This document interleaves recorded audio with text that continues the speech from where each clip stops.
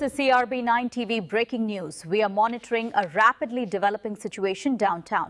Stay with us for the latest updates. NTR జిల్లా రేపూడి గ్రామంలో కొత్త గ్రామ పంచాయతీ కోసం గ్రామస్తుల రిలే నిరాహార దీక్ష. ఎన్టీఆర్ జిల్లా ఏ కొండూరు మండలంలోని రేపూడి గ్రామంలో పాత రేపూడి ప్రజలు కొత్త గ్రామ పంచాయతీ ఏర్పాటుకు డిమాండ్ చేస్తూ రిలే నిరాహార దీక్ష చేపట్టారు.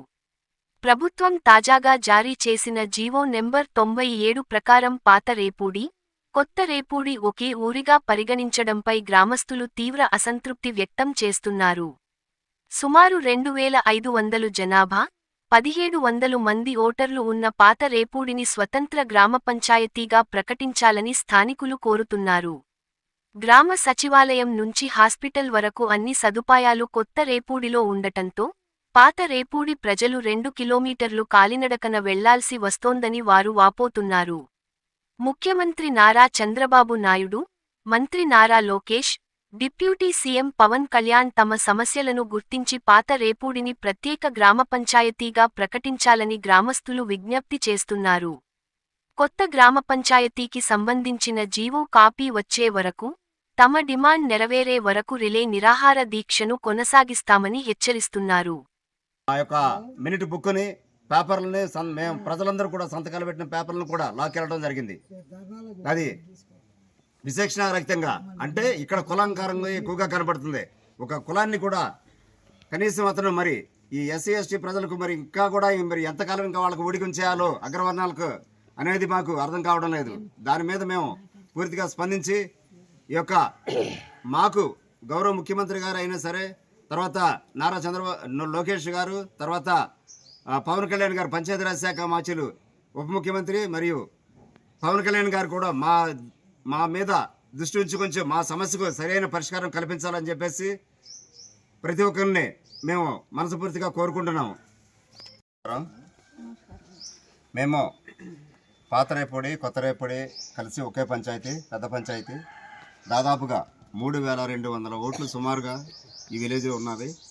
గత 70 సంవత్సరాల సుదీర్ఘ నుంచి కూడా పాత రేపూడి పంచాయతీ అని చెప్పేసి ప్రతి డాక్యుమెంట్లో కానీ రెవెన్యూ పరిధిలో కానీ ఉందని చెప్పేసి మా పెద్దలు పూర్వీకులు అందరూ చెప్తూ ఉంటారు.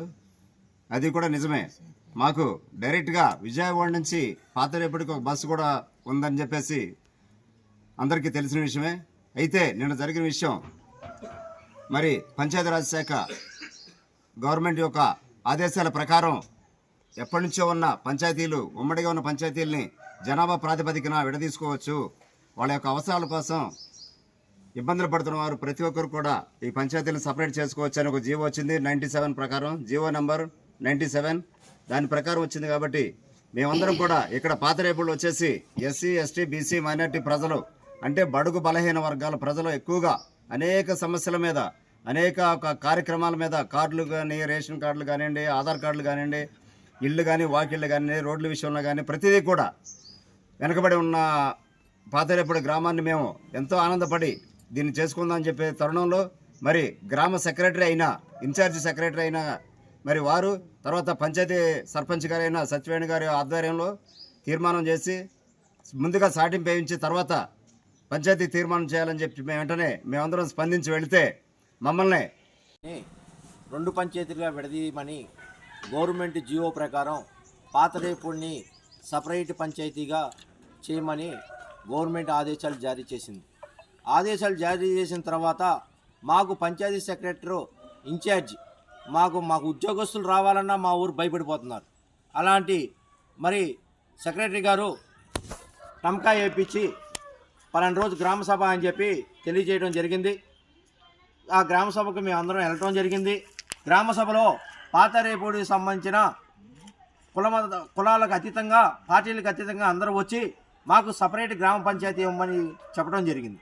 అలాంటి సమయంలో అగ్ర కుల వర్ణాలు కొంతమంది దాన్ని అడ్డుకొని అక్కడ సెక్రటరీ దగ్గర ఉన్న పుస్తకాలు లాక్కెళ్ళటం జరిగింది. మేమందరం సంతకాలు చేసి తీర్మానం పాత రేపూడి నుంచి సర్పంచ్ గారికి సెక్రటరీ గారికి హ్యాండ్ ఓవర్ చేయడం జరిగింది.